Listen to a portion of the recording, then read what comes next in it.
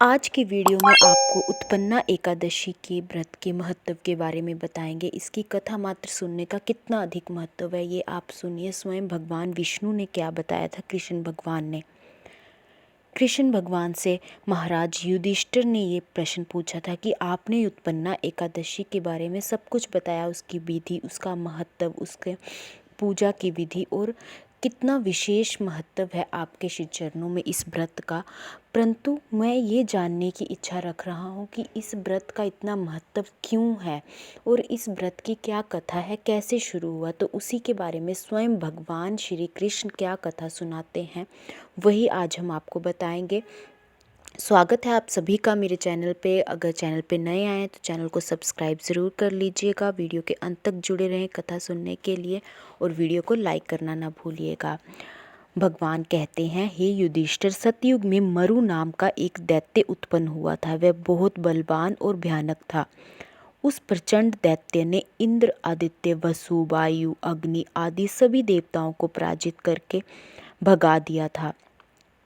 तब इंद्र सहित सभी देवता भयभीत होकर भगवान शिव से सारा वृतांत कहने आए और भगवान शिव से उन्होंने मदद की गुहार लगाई। बोले, हे कैलाशपति, मरु दैत्य से भयभीत होकर सभी देवता मृत्यु लोक में घूम रहे हैं। तब भगवान शिव ने कहा सभी देवताओं को कि तीनों लोक के स्वामी, भक्तों के दुख नाशक श्री हरि विष्णु के शरण में जाओ, वही आपके दुख को हर सकते हैं और उस दैत्य से आपकी रक्षा कर सकते हैं।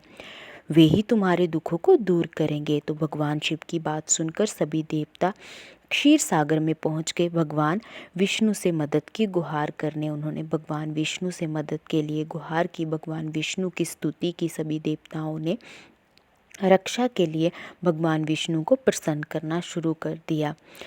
तो इस पर भगवान विष्णु ने उनकी प्रार्थना सुनी और भगवान विष्णु जो है उस दैत्य को मारने के लिए तैयार हो गए।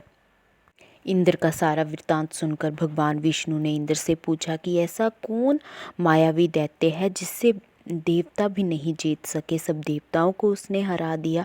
उसमें इतना बल कहाँ से आया, उसका स्थान कहाँ है, मुझे सब कुछ बताओ।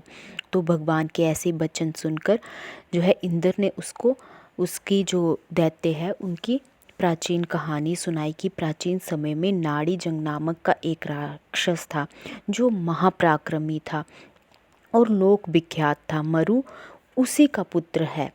उसकी चंद्रावती नाम की नगरी है। उसी ने सब देवताओं को स्वर्ग से निकालकर स्वर्ग पर अपना अधिकार जमा लिया है।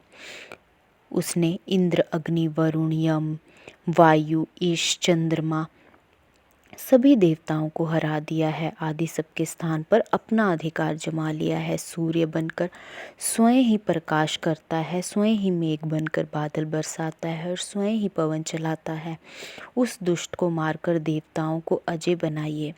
यह वचन सुनकर भगवान ने कहा, हे देवताओं, मैं शीघ्र ही उसका संहार करूंगा। तुम चंद्रावती नगर जाओ। इस प्रकार कहकर भगवान सहित सभी देवताओं ने चंद्रावती नगरी की ओर प्रस्थान किया। उस समय जब दैत्य मरु सेना सहित युद्ध भूमि में गरज रहा था, उसकी भयानक गर्जना सुनकर सभी देवता भय के मारे चारों दिशाओं में भागने लगे। जब भगवान रणभूमि में आए तो दैत्य उन पर अस्त्र शस्त्र चलाने लगा। भगवान ने उन्हें सर्प के समान अपने बाणों से बींध लिया। भगवान का मरु के साथ जो युद्ध है वो बहुत लंबा चला। युद्ध तो हो रहा था लेकिन भगवान मरु को मार नहीं पा रहे थे और यह युद्ध 10,000 वर्षों तक चलता रहा। 10,000 वर्षों के बाद भगवान विष्णु जो है एक हेमवती नामक का पर्वत था, वहाँ पर गुफा थी, उसमें विश्राम करने के लिए अंदर प्रवेश कर लिया। ये जो गुफा थी वो 12 योजन लंबी थी और इसका एक ही द्वार था। तो भगवान विष्णु योग निद्रा की गोद में वहाँ सो गए और आराम करने लगे। मरु भी पीछे पीछे आ गया और भगवान विष्णु को सोया देखकर मारने का उद्यम हुआ और वह मारने के लिए तैयार हुआ। तभी भगवान जो है विष्णु के शरीर से एक उज्जवल कांतिमय देवी प्रकट हुई और उस देवी ने मरु राक्षस को ललकारा, युद्ध किया और तत्काल ही उसको मौत के घाट उतार दिया।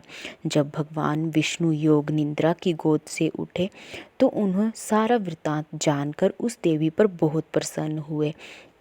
तो भगवान विष्णु ने कहा, हे देवी, आपका जन्म जो है एकादशी के दिन हुआ है, तो इस एकादशी को उत्पन्ना एकादशी के नाम से पूजा जाएगा।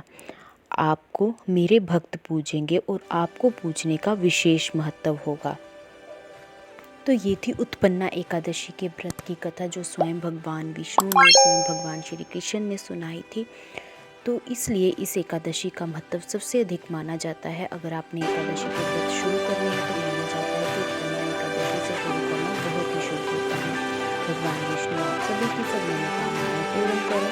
वीडियो को लाइक करना न भूलिएगा, चैनल को सब्सक्राइब